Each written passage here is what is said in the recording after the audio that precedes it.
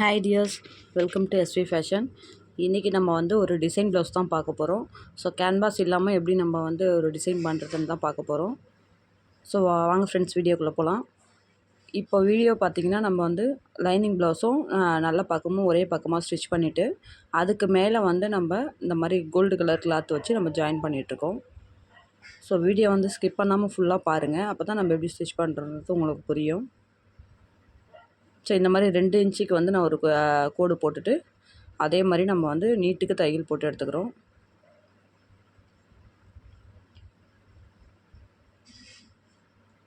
Cross piece cut பண்ணி எடுத்துட்டு நம்ம பைப்பிங் கொடுத்துக்க போகிறோம் இப்போ நெக்குக்கு.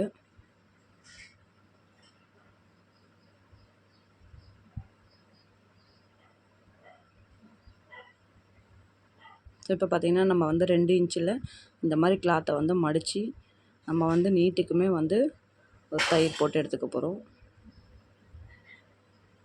இந்த மாதிரி 4ஆக மடித்து ஃபுல்லாக போட்டு எடுத்துக்கலாம்.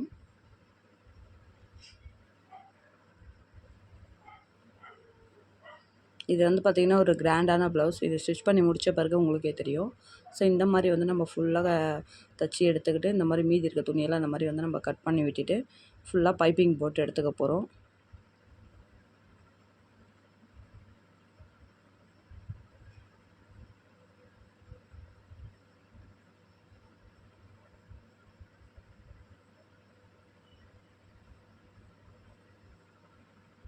ஸோ இந்த மாதிரி போட்டு எடுத்துக்கிட்டேன். இப்போது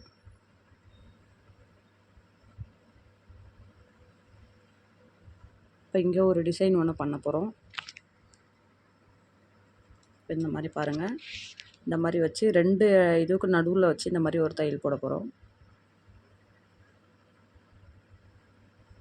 இந்த மாதிரி ஃபுல்லாக போட்டு எடுத்தாச்சு. இப்போ இதை வந்து தையலை மறைக்கிறதுக்காக நம்ம பக்கத்துலேயே ஒரு லேஸ் ஒன்று கொடுத்து இதை தான் நம்ம ஜாயின் பண்ணிக்கலாம்.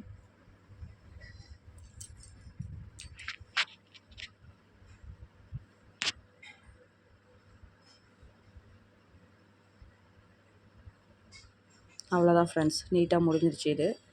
ஸோ இப்போ இதை வந்து நம்ம ஃபுல்லாக மணி வச்சு எடுத்துக்கிட்டோம். பாருங்கள் எவ்வளோ ஃபினிஷிங்காக இருக்குது, எவ்வளோ கிராண்டான ப்ளவுஸ் பாருங்கள். ஸோ இதே மாதிரி நம்ம வந்து கையும் ஜாயின் பண்ணியிருக்கோம். கையும் பாருங்கள் எவ்வளோ அழகாக இருக்குன்ட்டு.